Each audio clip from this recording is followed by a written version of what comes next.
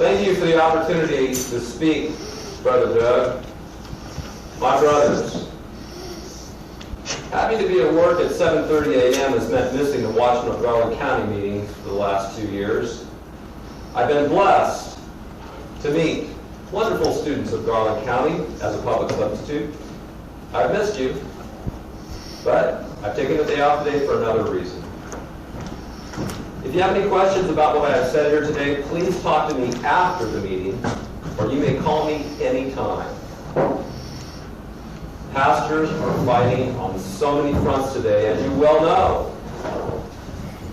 What am I going to do? I'm going to educate you about another front, which you probably know nothing about.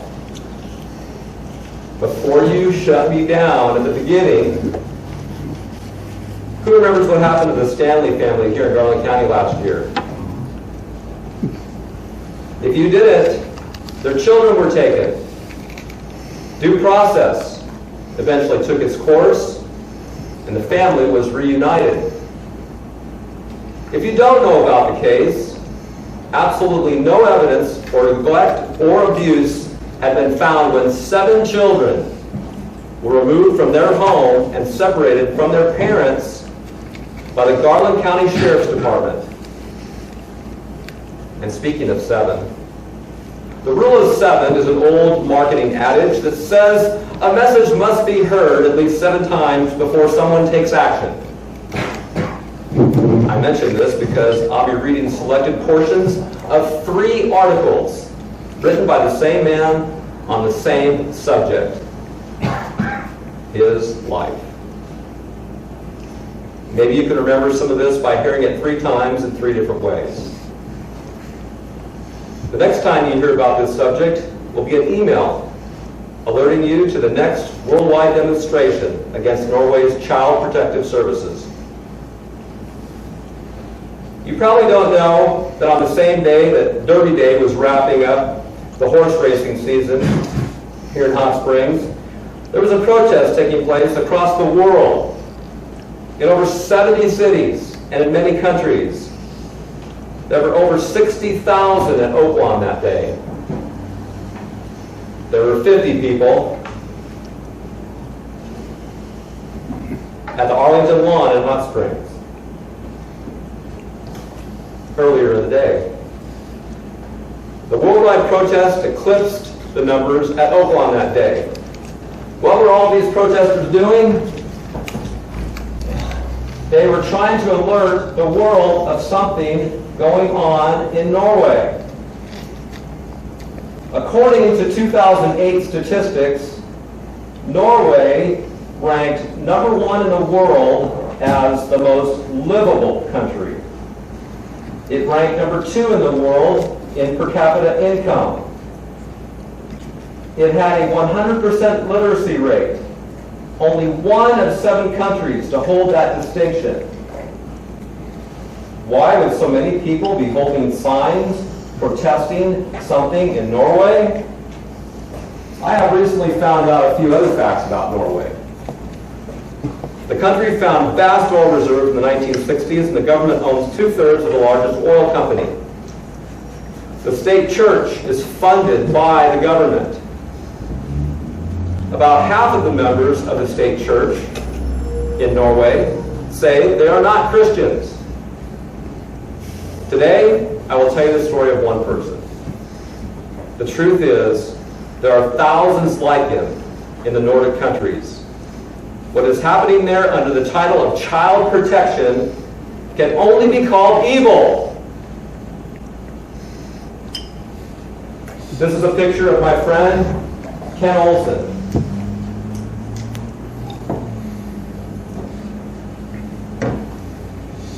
These are his words.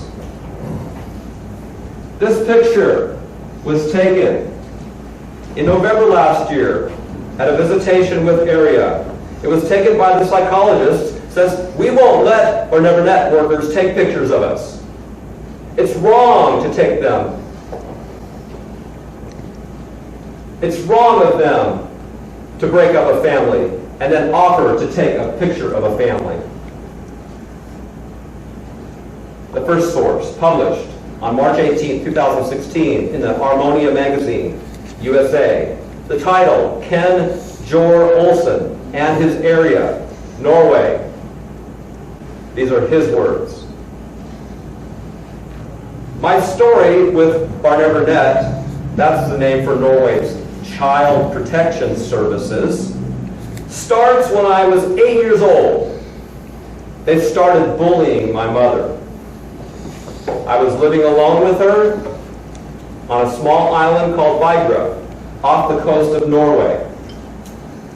After a year of intimidation, my mother packed some bags and fled to Denmark with me. 14 days later, we were staying in a Danish hotel. My mom was out working already. Suddenly, police officers in the Danish Barnevernet came storming in and forcibly removed me. Maybe they thought my mom was neglecting me. I have never found out the real reason that I was taken. They placed me in an acute institution. The place was terrible. They beat me for not brushing my teeth well enough. I did not understand what they were saying. I was scared of the dark. They locked me up in a dark bedroom. I was screaming and crying, so they threatened me. I still remember looking out the keyhole all night just to see some light. After a week, they moved me to a much larger institution. They forced me to start alone in a Danish school. It was a big school with 500 students. I was still scared. I did not speak or understand the language. I was bullied a lot and started fighting. I got expelled. So they moved me to another institution. The place was a real hell with a lot of sexual and physical abuse. My mother gave birth to my little sister when I was 11 years old, and I had told her about some of the abuse during the few visitations we had. I did not mention the sexual abuse, of course. But still, she came to my rescue and got me out of there. It was too late. I felt ruined and had become a problem child. My mother could not control me after the abusive institution. I was an angry and damaged 11-year-old boy. I really don't know whose decision it was when I was moved away from my mom. I was relocated to a foster home, which was okay. All the while, I felt and I knew I was only an income for them, me and the 3 others. This was eventually proven. When the construction of their house was complete and they had a baby of their own, we 3 children under 18 were thrown out. I was moved to a new institution. I lived there until I was 16 years old. Then they kicked me out to live in my own apartment. That ended badly. I wound up in jail, sentenced to 1.5 years. I was then released into a new foster family. This ended quickly when they got divorced. I have been in and out of trouble due to violent past involving criminal gangs, drugs, more jail time, etc. This type of thing happens to most of us who have grown up under the Child Protective Services called Barnevernet. My dad is an unknown story, and my mother became a heavy drinker when I was taken by the Barnevernet. She fell out a window and died when I was 18. In 2004, they deported me back to Norway. I still had no help or anyone to care about my past.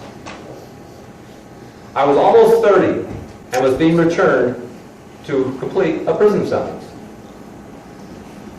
Fast forward to January of 2015, and we had our princess, Aria.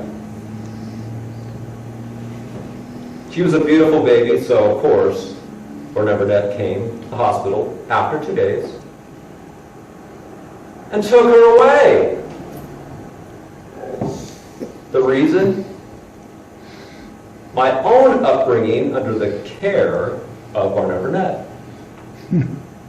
They say that children under their care will not have a chance in the future to be able to be caring enough to have a child. This sickens me. That's why I have a strong hatred. I know what they do to our children. Been there, tried that. You can see this little girl here, an area, get to meet for 6 times a year for 2 hours each. On April the 2nd, 2016, a friend of mine who lives in Phoenix, Arizona, Octavian Kirpus,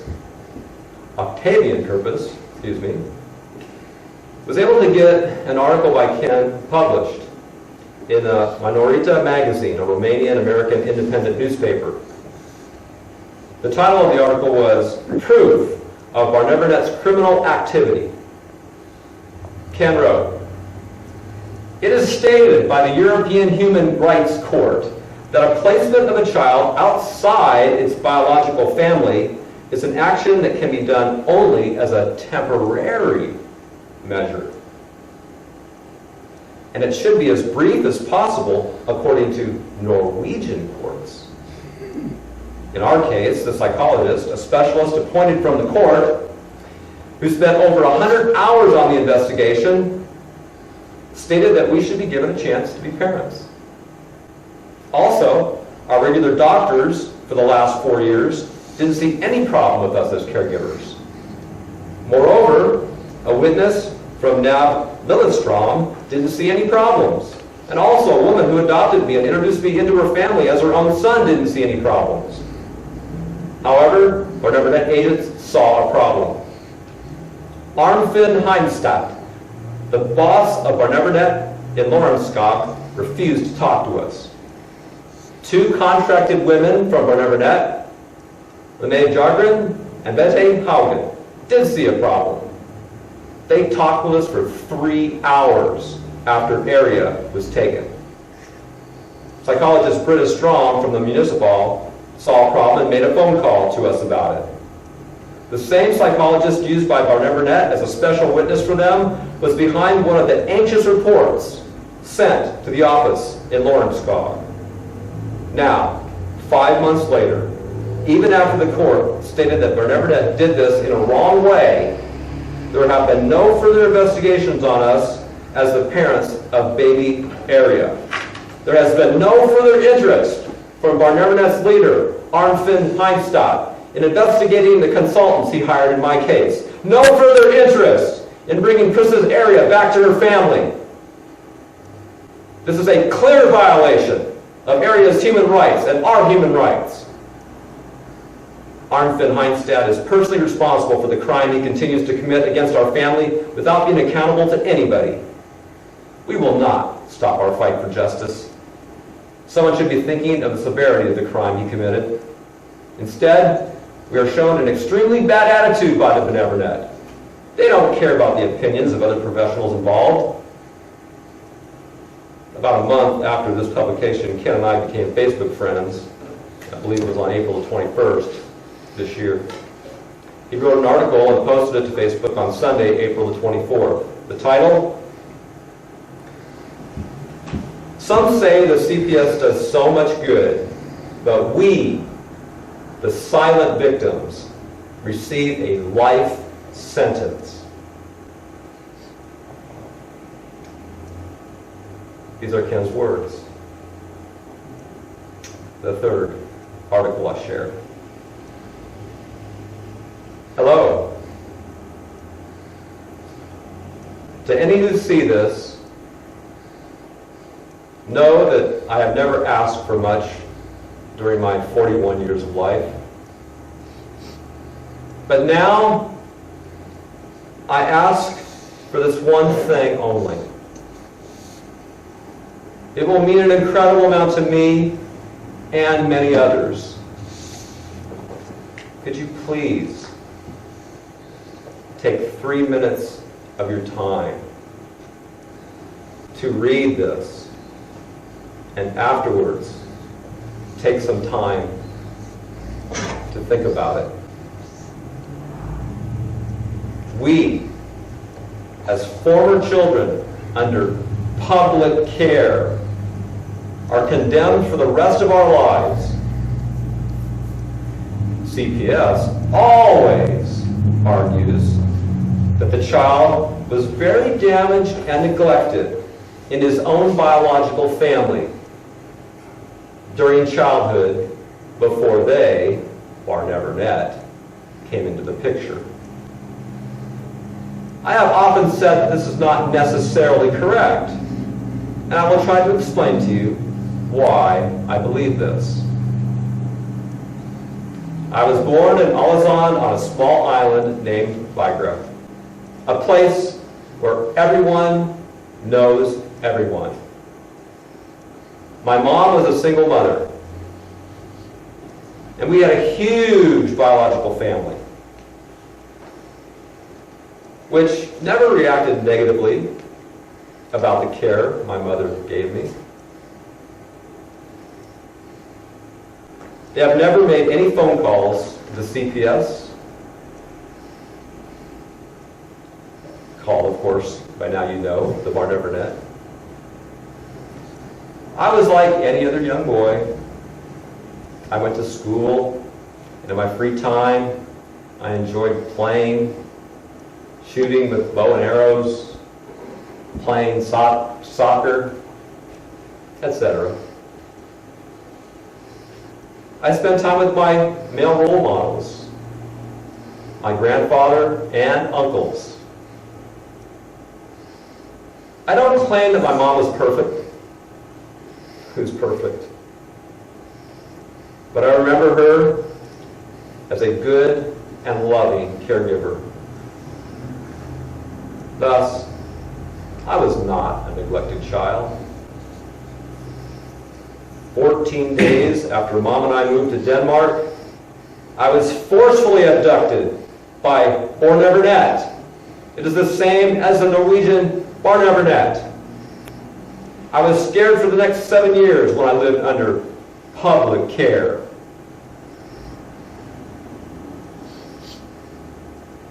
Like many other children under CPS's watchful eye, I was not attending primary school in a conventional manner with a full curriculum. I ended up with a prison sentence at the age of 16, with a sentence of 18 months. This is one of the many convictions I have received and served. I'm not saying that it's not my own stupid choices, and I take responsibility for that. But the anger and tools that my CPS upbringing had didn't help much. As CPS so nicely says, one cannot expect to be better than the environment one grew up in. If they had a reason to take me, they had 7 years to correct my damage. I struggled like any other lonely child of a single parent before they took me away. I was probably a bit spoiled and used to getting things by nagging or giving my mom a hard time. But in 7 years, child welfare achieved nothing. Instead of a victim, as they allegedly removed me as, I ended up as a perpetrator, assailant, robber, using illegal substances. Therefore, I have been gagged and condemned, since now I have a criminal record. Now, what I say means nothing.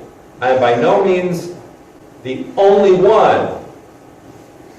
3 out of 10 inmates in Norwegian prisons were in contact with the Bar Never Net before the age of 16.